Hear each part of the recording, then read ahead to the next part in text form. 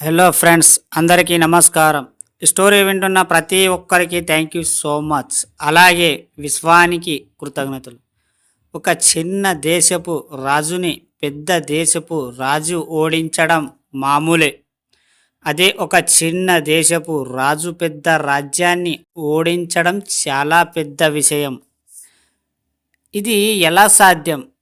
చరిత్రలో సాధ్యమయ్యింది ఆగస్టు 6, 1945 రెండవ ప్రపంచం యుద్ధం కేవలం ఆర్థిక మద్యం సృష్టించడం వల్ల. అమెరికా వస్తువులు, జర్మన్ వస్తువులు ప్రపంచంలో ఎక్కువగా అమ్ముడుపోయేవి. చిన్న దేశమైన జపాన్ నాణ్యమైన వస్తువులు తయారు చేసి ప్రపంచం విపణులతో విడుదల చేయడం వల్ల వాణిజ్యపరంగా అమెరికా మార్కెట్ని దెబ్బతీయడం జరిగింది. కావున ఆర్థిక బలం అనేది ఏదైనా చేయగలదు. జపాన్ వస్తువులతో ఒక దశాబ్ద కాలం ప్రపంచవ్యాప్తంగా ఒక వాణిజ్య మార్పు జరిగింది. ఆర్థికంగా బలపడ్డవాడు ఏదైనా చేయగలడు అనేది దీని ద్వారా రూఢి చేయబడింది. ముందు మీకు సంబంధించిన ఎన్నిటినో పక్కన పెట్టి ఆర్థికంగా నిలదొక్కుకోవడానికి ప్రయత్నించండి. తద్వారా మీరు చేయాలనుకున్న, సాధించాలనుకున్న వాటన్నిటినీ చేయగలగ సత్తా మీకు వస్తుంది. ఎప్పుడు ఆర్థికంగా పుష్టి కలిగి ఉండండి. దీని తర్వాతే మిగతావన్నీ. ఒక లక్షాధికారి కావాలి అనుకునే రోజులు పోయాయి.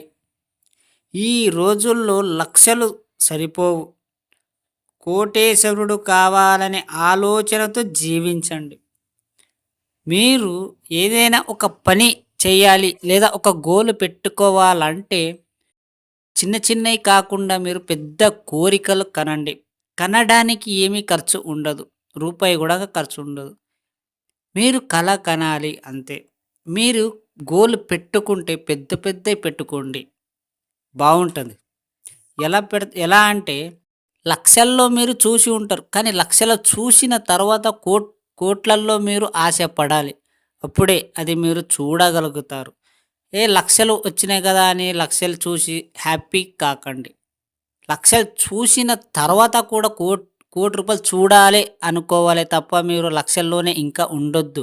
ఆ విధంగా మీరు ఎదగాలి. అప్పుడే మీరు అందరూ మీ దగ్గరకు వస్తారు, ప్రతిదీ నీకు దొరుకుతుంది.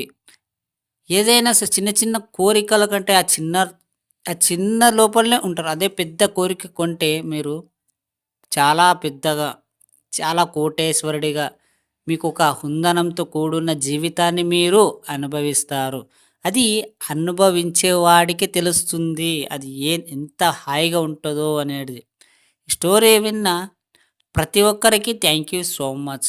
అలాగే విశ్వానికి కృతజ్ఞతలు.